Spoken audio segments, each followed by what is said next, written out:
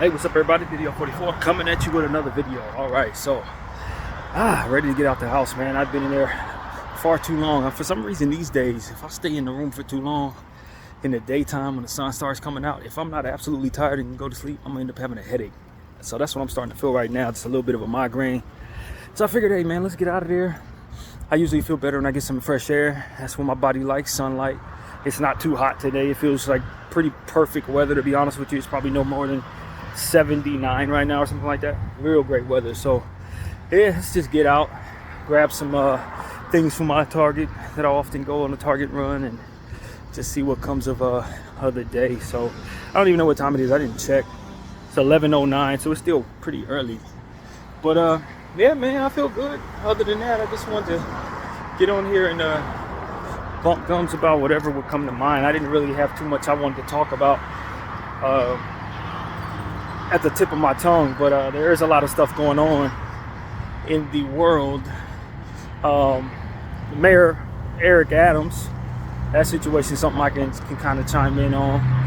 He's been indicted in New York, where he is mayor, and you know, just what was it, back in September, I believe, of last year, he gave Diddy the key to the city, and then he asked for it back, and now he's going to be indicted a week after Diddy was. So you know, it's just like you know, I'm not from New York. I've never been to New York. So far be it from me to be certain of his politics or what it is that he's done.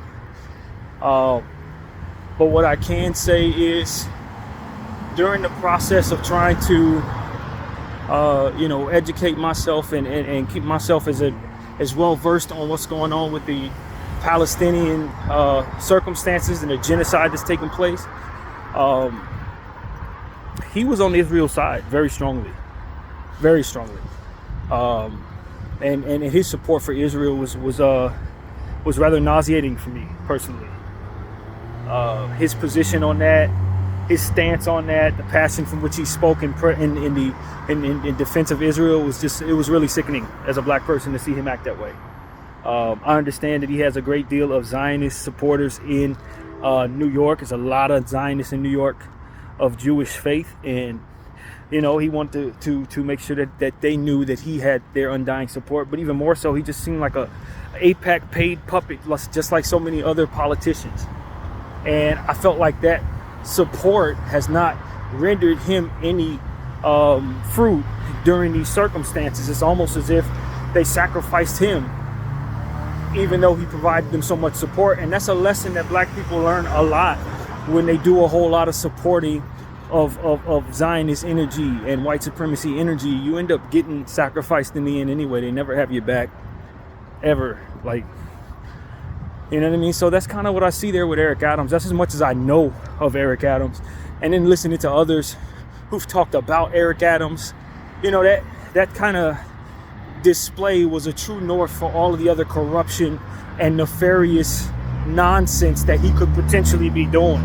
Once I see you doing that, then I just assume you're an awful human being. That's the way I see it. That's kind of how a lot of people who are paying attention to this genocide see it. You support Israel, and obviously you're part of the devil's plan, and you work for the devil in one way or another. So whatever you do after that is not going to surprise anybody who's actually paying attention to this. Because this is the worst thing we've ever seen in our lives. These are the worst people we've ever seen in our lives doing the worst things. And it's proven in our phone every day as we see dead babies and, you know, all types of horrible, vicious attacks and the folly that comes with it as they make fun of those circumstances. I mean, this is just the worst stuff in the world. So if you're supporting that, or if you taking money from them, and obviously you are most definitely a part of it, you're bad too. So that's a true north, as I like to say. True north is it's a point of understanding in regards to your character as a person. And so whatever they said he did, he probably did it. I understand that he had a SA case. Someone is suing him for SA. I don't want to step on this glass here, but someone is suing him for SA that took place in 1993, where he allegedly took someone that was under him in position when he was working with the police to a place somewhere in New York at night, like a little park area or something, and insisted that she perform oral on him, and he assaulted her further. I don't know how that went. I don't know if she actually did it or not. That part was not clear in the story that was illustrated, but that was the gist of what I got from it. He allegedly had done that. And so it's like, I mean, do I know that he did that just because he supports Israel? No. But do I think that his morals would allow for him to otherwise not be capable of doing horrible things? Of course not. Because if you support Israel, especially to the degree that this man did, then you don't have any morals. Especially since if you're in supporting him, you know exactly what they're doing. It's like, no, you don't have any morals, man. And so that's really what it is for me. I always understand that celebrating a person's downfall or them getting their comeuppance is never actually the best way to receive the blessings that the Lord has for you. You know, I read something yesterday that made a lot of sense that I had read before as well. It said, don't celebrate a man's downfall, learn from it. And so that's kind of the energy I bring to this camera, you know what I mean? I'm not celebrating that man's downfall. I just understand that he's yet another example, some more data for why many things, why you shouldn't, as a black person, stand behind the wrongdoings of white people. Cut and dry, you should not do that. You know, if you know they're on some colonial bull crap and they're trying to kill people so that they can do a land grab, maybe your best bet in regards to what it is that your outcome will be in life is stand on the other side of that instead of aligning with it. Because history has shown they're going to end up turning on you for all the support you provide them. Or giving you up to the altar of Satan. That's what we've learned many, many times over. Let's be honest. It's cut and dry at this point. So that is something that he taught us. Also, being a corrupt politician that makes a lot of promises that he doesn't keep, which is like standard for their game that they play, that doesn't end well for everybody, especially if you're a person of color. You're not white. You can't play those type of games. You're not in the environment from which you're the majority, nor will have the authority. Even if you have power, that power is controlled. This is understood. This is understood by a lot of us who are paying attention to these lessons being learned. You are black, friend. Diddy, you can't just go around being a sicko just because you got a certain amount of money. That money ain't gonna save you when they want to bring you down for the betterment of whatever it is they got going on in the fullness of what they control, which is what it's about. When you look at what Diddy's finally seeing in his life and the timing from which it's taking place, like, bro, they were waiting for the right time to bring you down. They let you get as much of that off as they thought it made sense to do, while you continue to make money for them. And the moment you start feeling like you're bigger than them or one of them in a way that they have to compete with, that's when you start seeing the consequences of what that actually looks like, which is your very controlled and timed out downfall. And so it's like at some point in time, we're gonna have to start understanding this. I don't care how much money you get, you are not them. I don't care how much power you have, you are not them. You have to get to a point where you understand where you're at, what the history is, and then what your parameters are from within that. You could pretend, you can align, you can make friends, you can even marry in the family, but at the end of the day, you're not them. So all these things that you're doing that mimics the behavior of those in position of power only leave you to be moved on the chessboard off and out of the game at their mercy, while you are none the wiser. This is wisdom. This is what we're talking about, wisdom. When you don't control the environment, it really doesn't matter how much you hoard in the environment. The walls will close in on you and what you have will be taken away. I don't know how many times I got to keep telling people this on my channel in so many different ways. You do not control the environment. This is what it is. Different factions of very, very wealthy people control the environment. And until God shakes or loose their power, which is going to be done organically, not at the whim of those who are inside of their spaces they control, hoarding as much money as they can grasp in their fingertips. That's not going to get you nowhere. You don't control the walls. They can still squeeze in on you. So as long as that is the reality of where you are, you thinking you're more all-powerful within that space just speaks to you not understanding what it is that's controlling you. You got to align with the God that's above that faction. And the only way to do that is to submit to the idea that certain things that you want should otherwise be sacrificed for the sake of his pleasure, God's pleasure. A pleasure that he ultimately is aligned with him, rooting for your success and for the fullness of your life through the intentions that he made in place before you even thought up.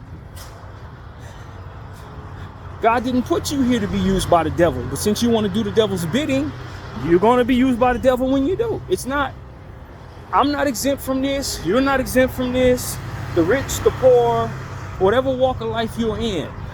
The timing of things that take place, even if you're one of those factions that control the environment, you still have to yield to the understanding of the thereafter being an unknown for you. So while you may have convinced yourself there may be nothing but earth and things that can be touched and felt and smelled and whatever, that your senses tell you everything there is, you only know that as much as you can put faith in that fact, for which is not a fact at all. It's a hypothetical. Really, we don't know what comes in the thereafter. We know what we see, but the reality is your consciousness may go to another place where you're held more accountable. And so you work as if that doesn't have any truth to it, doesn't necessarily mean that it's not possible. And that possibility could yield horrible, horrible realities in the thereafter. So for all of y'all want to control the earth like the earth is all there is, I hope you're right for your sake. Y'all want to move about the earth like the only gods are those who control the walls, so to speak. Those who can snatch as much land and snatch as much wealth and have immobilize others to do their bidding. I hope you're right for your sake. Because the way I see it is, you don't get to live that long. When you look at the fullness of the earth's existence, thousands and thousands of years, the human body only get about 100 of those or more, a little more than 100 years at the best. A lot of us don't even live that long. And so whatever you're doing on this earth, trying to build and hoard and feed your flesh and feed your demons and get back at whoever may have done whatever they did, you better be damn sure it ain't nothing after this. Because if there is something after this, the suffering and the discomfort that could come with your reality because of your actions could potentially be much longer spent. It's undoubtedly longer spent. Do you control those walls out there in the outer world? No? Then why do you toy with the will of that for which may? You know what I'm saying? Well, if you're not certain, or if you've convinced yourself you're certain, which doesn't hold a great deal of wisdom, if you're being frivolous with your life and frivolous with that for which is your reputation in the eyes of said creator, if you're going to put yourself in a position to piss that entity off that controls all time and space, wage war against that for which is too big to grasp, or otherwise try to put life in the most difficult ways forward for those who are adhering to that for which is greater than themselves, you could potentially find yourself in realities thereafter that are so much worse than what it is you're putting those people through in living time. And for that to not be fully feared is a harsh miscalculation of the discomfort that could potentially come with doing so. So that's what I would say to all the Zionists and Illuminati and all those guys that are doing all the stuff at the top. You're potentially putting yourself in a position to have a very unfavorable thereafter. And your bodies ain't gonna last that long to make that make any damn sense at all, if you really consider it. If you're a person of science and math and your body's only gonna last 100 years, why are you toying with whatever possible time could extend thereafter in regards to your fate? I'm not telling you that you need to believe in what I believe in. I'm just telling you, don't be so certain that you perceive the fullness of what it is experience actually is. For death may not be the end, and in it not being the end, you may want to adhere to the fairness applied to those who are not yourself, to the fairness that otherwise they deserve for just being in existence just like you.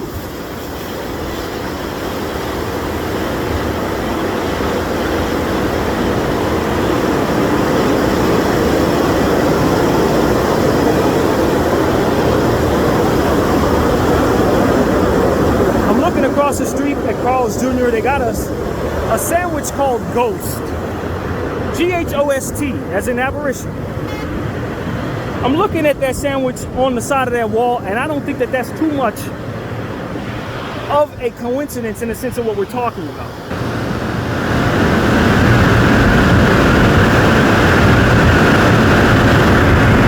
You don't know what comes with that. You don't know what comes with that.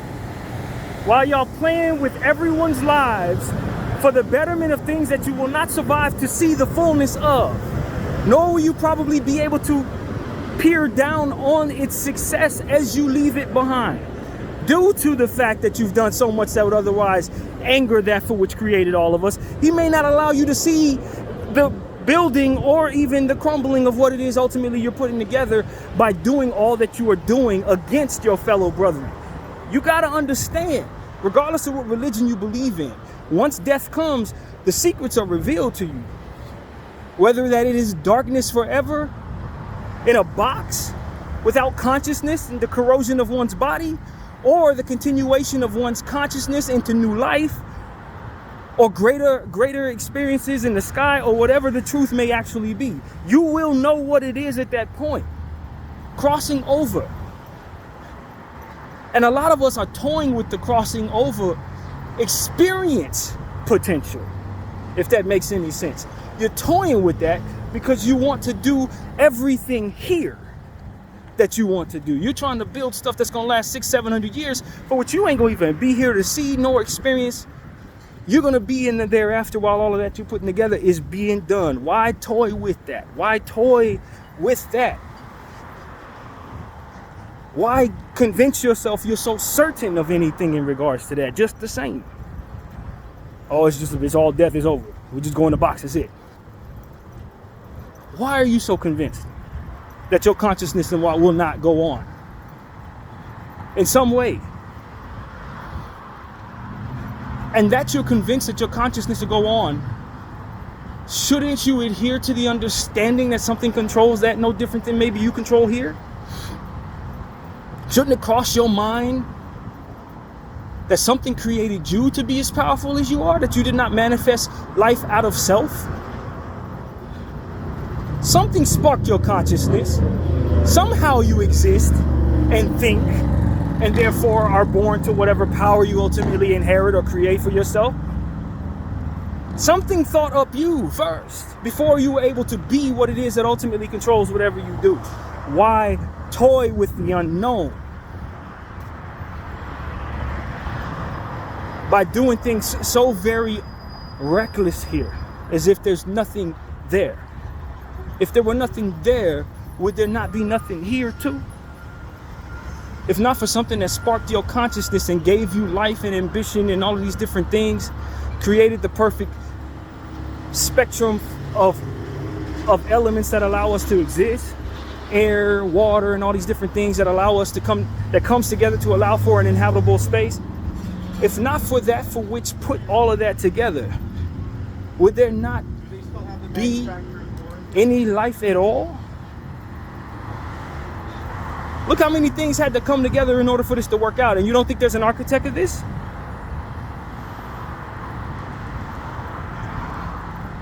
People are toying with God is what I'm saying. Placing things upon God that they know he never said or never asked them to do or never applied to them. They want to play God in the limited time that they have to be alive without knowing what God would be willing to do for them for doing so in the thereafter. It is not smart. And as they continue to toy with people's lives and put people through so much difficulty, as they continue to discard of people and allowing for some to suffer and others to thrive, as if that's going to bring about some favor in the afterlife, they only find themselves in situations where they end up finding out when it's time, whatever the truth is about the consequences of behaving that way. Whatever the truth is about the consequences of going in your grave having been somebody who did all that to so many people. It's going to be a lot of people, clergy people, going to tell you they know what happens. They don't. No different as anybody who controls this environment knows what comes of this. They don't know. But they toy with it just the same. And in the end, they end up finding out whatever it is there is to find out. And for their sake, I hope it ain't as bad as what it is I've been raised to believe. Hellfire, brimstone, the worst of consequences. Maybe coming back as a roach to be stomped over and over again, reliving your pain over and over again. It's a million different variables that could be possible, or just a nothingness for which all of their efforts may make it so that it was never any consequences for ultimately getting away with everything they did and ultimately passing away. But that's just one variable. Why would you be married to that variable and not the idea that you'd be held accountable afterward? So many people are so married to the variable that fits their narrative as it pertains to the thereafter. I can do whatever I want because I'm going to die and ain't nothing going to happen. Why are you convinced of that and not this? What has proven that to be the reality for you that you can abide by? Wouldn't you leave room for all? Given the fact that no one who's been dead has ever come back and told us what happens after that. Nobody who's ever passed away has ever been able to wake up and say, yo, this is what comes of the actions of my behavior when I was alive. You may be a person who's spiritually inclined. Maybe you feel something in the air or had a dream about somebody or something like that. I've had those type of dreams. You know that. But who's to say that's not just a creative space in my subconscious? Who's knows to say that that's not something else that we haven't figured out scientifically that would otherwise provide certain hair to, stand up on your arm or certain things to align timing wise? For all I know, that's just our science having yet not figured it out. But if there's something to that, should I not be not married to just the idea of the narrative being that there's nothing thereafter and therefore I can do whatever I want to whoever I want without consequence, so long as I get away with it, so long as I rig the game around me to fit? It's just, as I always tell y'all, the enemy will leave his back open. He will always allow himself to fall into spaces of unwise consequences. He will always marry himself to the narrative that fits the realities he wants. Not leaving room for all narratives or possibilities of variables, but just allowing himself to fall in line with the ones that fit what he wants to do, so that he can justify in his mind going through with the actions that otherwise should probably not be done. That's how he operates. There ain't no use. I can do whatever I want. Nobody gonna get to me. I'm too big for that. Nobody gonna stop me, man. I'm me. I can do whatever I want right now because ain't nobody else to be trusted. And everybody's untrustworthy. Like, these are variables that he gonna marry himself to. He don't know if this stuff is true. He just has to believe it so he can go through with the stuff that ultimately doesn't hold him accountable. Everybody gonna turn on me anyway. All these women don't want nothing. I can cheat on anybody. Like, these are variables the devil's gonna be married to justify his actions. He don't know. He can go one way or another each and every time. But he has to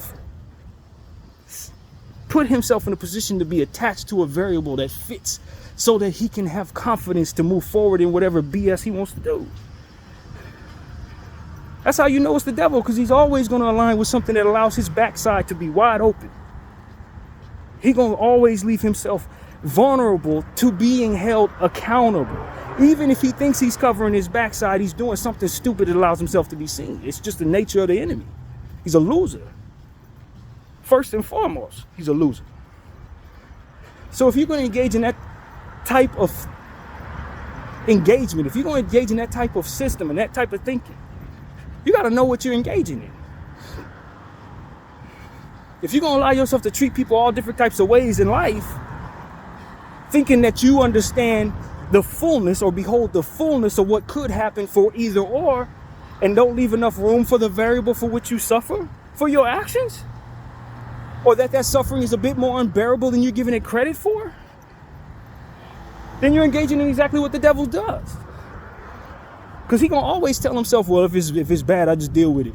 I'm dealing with hell here anyway, so it ain't, what's the difference in me going to hell later? It's been hell here. Nah, you're underestimating the creativity of the great one above us, who would otherwise put you through something that you cannot handle. Whatever it is your threshold is proven to be through the sufferings of your life and your existence, or whatever it is you think you can get away with, what have you, you're underestimating the power of God to make things just uncomfortable enough for you. Okay? Custom for your discomfort. Oh, hell is hell. I'm hell anyway. I'm in hell anyway. No, you're not. No, you're not. I done been through so much already, I don't even care. I'm a monster now. A monster is who's going to suffer a longer time being a victim of the consequences of his behavior than he is going to spend being a monster. You ain't going to be a monster that long. You're only going to be here for as long as your body can stand this place. Then you got to go on and deal with the consequences of being a damn monster. Curled up in the fetal position in a corner, being poked in the ass with a hot stick by the devil forever. That's how you monsters end up spending their eternity. If that variable is true. You ain't gonna spend your time being a big bad wolf, fam. You're gonna be living in terror forever. And you wanna toy with that? So that you can perceive power? So that you can feed your demons and feed your flesh? So that people will respect you as the biggest and baddest without the understanding, the wisdom of what comes of the biggest and baddest? People are trying to strive for things they don't perceive properly. There's a lot of stuff that you are not taking into account as you continue to move forward with your aggression and your confidence and your arrogance. And as those things unfold, you end up regretting them. You learn to have wisdom in your heart from the consequences and the experiences of having those things fall out the way that they do. You can avoid a lot of that by adhering to the understanding that it is possible now and respecting the custom and comfort that could potentially come from being as you know you shouldn't be, but continue to choose to be any damn way. You want to turn blind eye to somebody else's suffering? You want to continue to pay into the companies that ultimately hurt people in whatever way they do? You want to found those companies and be someone that hurts people as well? You got about 80 years to do that shit. At the most. You want to be a deviant of a sexual nature and victimize people at the behest of your own intentions and your own urges? You want to feed your demons? You got about 70 years to do that. You better look at the clock, fam. It's ticking. Get all that out your system and then prepare for many, many, many, many, many times more so as far as that time spent, many more times spent dealing with the consequences of being that way in your life. Because you're going to be in hell for a lot longer than that if that variable is true. And just the same for sacrificing a lot of that stuff so that you could be a balanced person of fairness to the best of your ability. You may find yourself in paradise for triple, quadruple, a million times over the length of time that you existed on this earth. People pride themselves on being good at math. Why are you mortgaging forever for 75? Why are you trying to make it so that these little limited 80 years, whatever you get on this earth, puts your eternity at risk. As if you have no understanding of the elongated suffering that comes with beholding that type of time and experience in uncomfort, or discomfort rather. You're gonna be there for a long time, friend. And that's the thing about jail time. People don't understand, like 20 years ain't nothing small. Oh, I'll just do my 20. Fam, them days gonna get long. Them days gonna be long. Them years gonna pass. You're gonna go through changes in there. You're gonna change your way of thinking several times in that place. You're gonna watch yourself age in that place. You're gonna watch people die in that place. Them some long days. You don't wanna be there. But a lot of people don't mind risking 20. I'm gonna crash out. You don't behold the suffering and the long days of just nothingness, or worse, that comes with that. You think you have an understanding, you have an idea of what 20 years actually means until you get in there and actually sit there for that long. And the same goes for how we perceive the thereafter, so to speak. Oh man, I do eternity in hell. I've been in this earth for 30 years and it's been hell for me. I can do eternity. No. Your miscalculation of your perception of that reality is going to be your downfall. It's going to make those days even harder. Your arrogance in regards to you thinking you know what comes with that is going to be the worst decision you could have made for yourself. Because that was a lot worse than you thought it was going to be, and it's going to take a lot longer to cope with it than you expect it will. And your strength and your respect and all these different things that you think are coming with the actions of doing things the wrong way, all of that will be out of the way, and in the space from which you suffer, you will see the opposite. Shame. If people perceive hell properly, they wouldn't toy with it, man. That's basically what I'm trying to say. If people perceived jail properly, they would not welcome it through the actions and activities that they do. A lot of y'all too young to really think this way. And unfortunately, you are putting your lives at elongated risk. So what I want to describe it is elongated suffering, the long-standing suffering of short-term behavior. It's how the devil's robbing so many of you.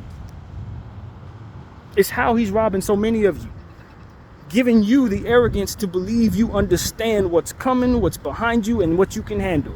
It's one of the worst things man can never do. I can handle hell, I can handle jail, I can handle this. If I do that and my mouth gets me in trouble, it's cool. I just do this, I'll run the fade. If I get shot, I don't care, I get shot. Nah, you don't know, you don't perceive the reality of those things properly in order to gauge whether or not it's worth the risk.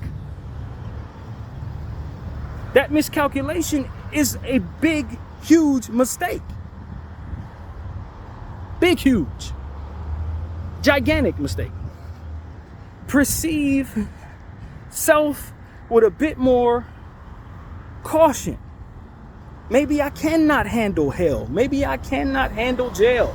Maybe it's not what I see it in my head to be. Maybe this is the better path. Maybe God is trying to lead me down the path which I would be most happy with. Not just what he would be most happy with, but what ultimately will lead to the realities that I would prefer in the thereafter. Prefer. What I will not regret. I don't have no regrets in life. That don't mean you ain't gonna have no regrets in the elongated foreverness that is your thereafter. You may then develop regrets after 760,000 years of sitting in a space that is meant for your suffering, so that you pay for the consequences of actions that took place in a small cluster of time, 70, 80 years or whatever you get to live.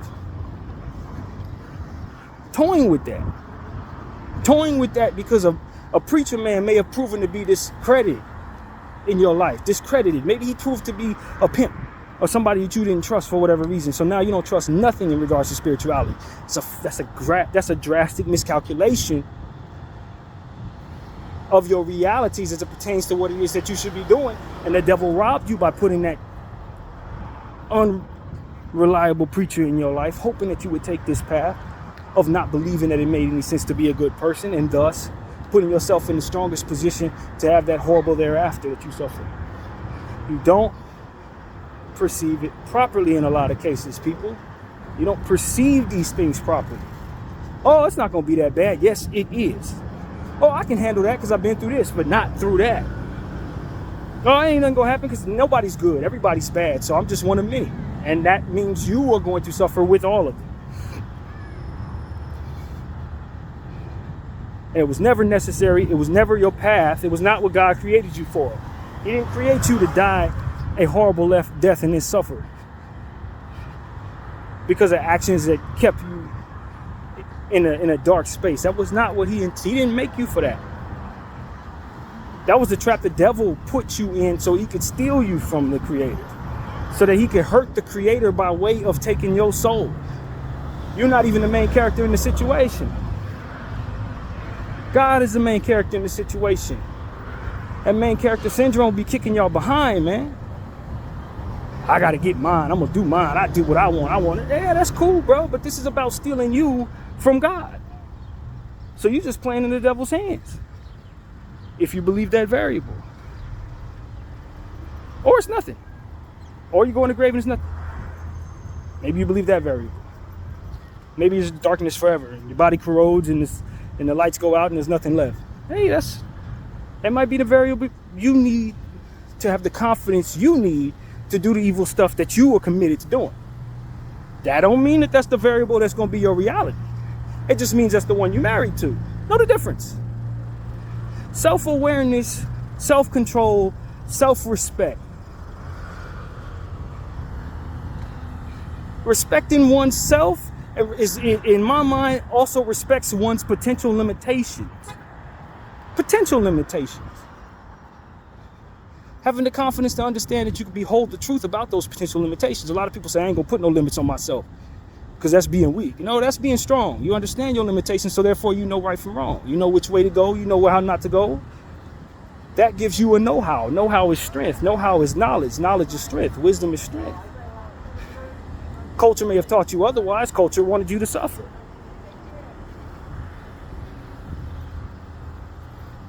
That's why I always tell people, don't shun wisdom, man. Wisdom's not to be shunned. It's not to be pushed away. I don't give a shit how many people do so. It ain't smart for you. Don't do that.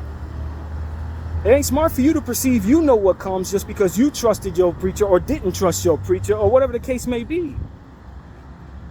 Maybe religion's proven to be nothing but a war-waging culture that steals lives from everyone and allows people to do things they have no business doing. Maybe that's what your religion's been proven to be. That does not mean that that's a perfect science in regards to you discarding of the goodness in your heart. It just means that you've been given something that otherwise would coerce you into doing so. Been stolen. Essentially. You've been fed something that wasn't true so that you would believe everything isn't to be trusted. That doesn't mean that everything isn't to be trusted. It just means that you were stolen. Your spirit, your consciousness, your trust, your love, that for which is your dignity, all of it potentially stolen by the notion that nothing should otherwise be trusted and therefore is no reason to be trustworthy. That is a mistake.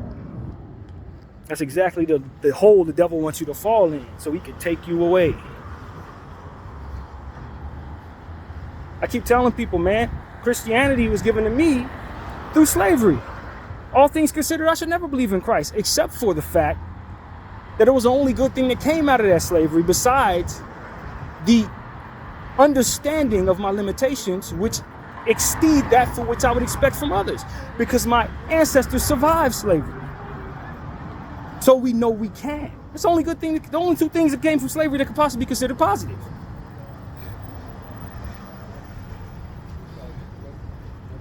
And many people say, well, Christianity is riddled in all types of bad. Oh, yeah, the religion is, but not the essence of the Christ provided.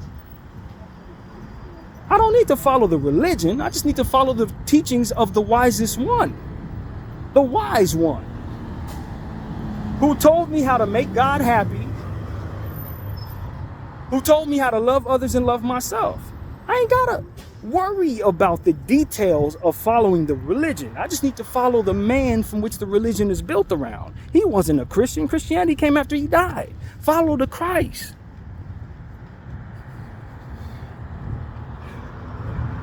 Everybody trying to follow the religion, follow the rules, that's wonderful if you can do it. But the essence of what the Christ was trying to teach us was essentially the gold in the process. That's where the diamonds is at. That's where the most value is. It's in the substance from which it was taught. The decency which he was trying to instill, and the confidence and inner peace and inner love for self and others and a higher power, and the unselfishness of his intentions and his gentle nature and his hard-working nature, and that for which would be willing to sacrifice for his neighbor, all neighbors. That's the essence of the crux of the greatness in the Christ. Hold that.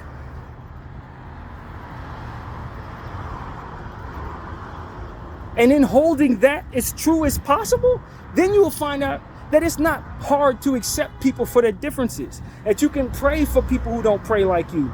That you can accept people that do things that you can't get with because you know you're not their judge. And that compassion is your true north. That is not incumbent upon you to have to do everything right in order to get the appeal of the Lord, because the Lord didn't make you perfect. And he gave you the Christ from which to help you understand that, so that you don't have to be perfect. You don't have to get it right all the time. You just have to be trying to. That's good enough. Man gonna tell you to follow rules. God's gonna tell you to follow God. Man's looking for you to be honest. God already knows what's in your heart. You ain't got to say nothing. Repentance of sins is for you. He already know what you did. He already know how sorry you are or are not. A lot of this stuff is for us so that we can cope. So that we can forgive ourselves, so that we can look in the mirror and continue to move forward, whether things are trustworthy around us or not. It's about hope. Understanding is already given. It's a given. He already has that. You ain't got to teach him nothing. It's you that needs to learn. You ain't got to teach God nothing. I'm telling you, it's about the essence of what it is that the Christ was teaching, that ultimately is your true north in regards to everything else. It's compassion, forgiveness, unselfishness, the setting aside of one ego, the setting aside of material things so that you can provide substance to yourself and wisdom, courage in the presence of great scrutiny, discipline in the presence of great temptation. That's the crux of what the Christ was about. Giving, even though there's not a whole lot coming back to you, if anything at all. And the notion that you could be strong enough to absorb that without seeking retribution for what was otherwise not provided. The Christ took back more suffering than he brought back love, and provided more love than he ever would have asked for in return. And as a result, he's considered the highest of the high. Can't you see how that's a metaphor for you and I? Follow the Christ. The religion gonna tell you to follow the rules. The Christ gonna tell you to follow the substance he was teaching. And the teaching's gonna tell you to follow your heart into a space of compassion. And compassion is gonna follow you to the best possible outcome in your thereafter. Everything else is hearsay because we really don't know much anything else. Everything else is just a tradition and followed rules and uniforms and all that. Like, we don't know nothing. We don't know.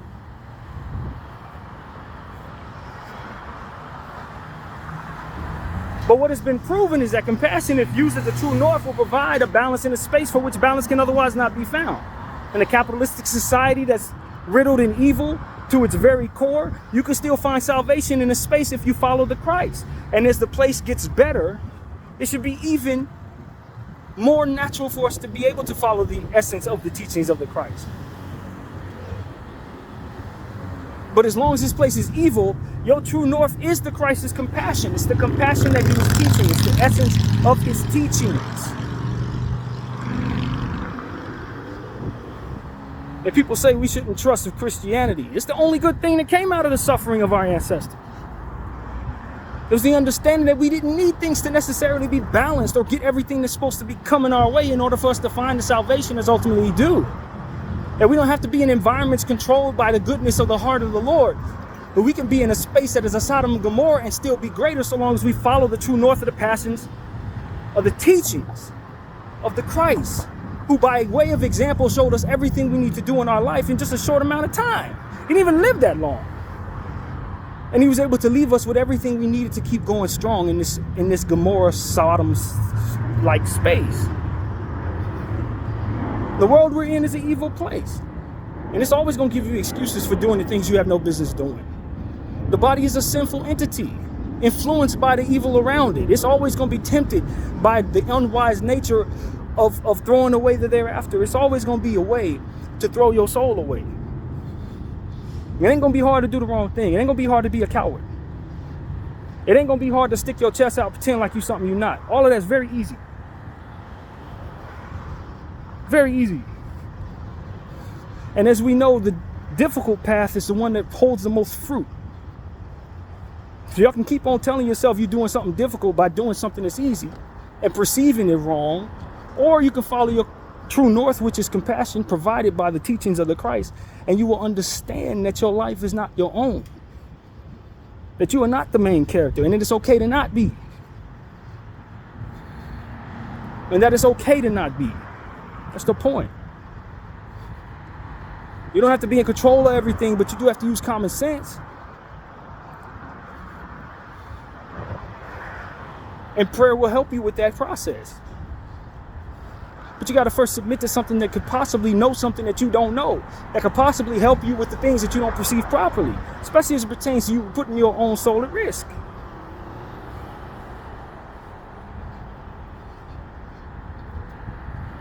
Everybody trying to follow the uniform of the religion. But does people actually understand? Do they understand the essence of what it is that's being taught? Or are they forgoing all of that substance so that they can follow the uniform movement of whatever it is that we agree to as human beings, culture? Human beings that have to struggle through all of the different things that human beings do. And without the wisdom will ultimately fall into the holes that are put in place for them to fall into. They're falling together. It's not about the uniform. It's not about the structure necessarily. It's about the essence of the teaching. And how you're able to implement that stuff in real time is whatever's coming at you is coming at you. That's what it's about. You may not get it right. And that for which holds yourself accountable does not need to suffer the ills unnecessary. You have to beat yourself up to a point where you turn into a monster because you can't overcome what it is that ultimately you've done. That's also not balanced in regards to the Christ's teaching. You can forgive yourself because he sacrificed himself for that reason. So you don't have to sit in a space and say, I can't do anything good with the time I'm given because I've done too much wrong. That's another hole that you've fallen into. That's not your space. Fall into depression, fall into different spaces of self-loathing because you didn't get it right. You ain't expected to get it right. You just expected to follow Christ. And in doing so, you will accept everybody else's differences. You'll be able to pray with people and love in whatever way is best. And then you making mistakes, you'll immediately understand that you're already forgiven and continue to utilize your time properly instead of focusing on what was done wrong. You learn from your mistake, you move on. And you share that wisdom with others with confidence because you know that's what the example showed.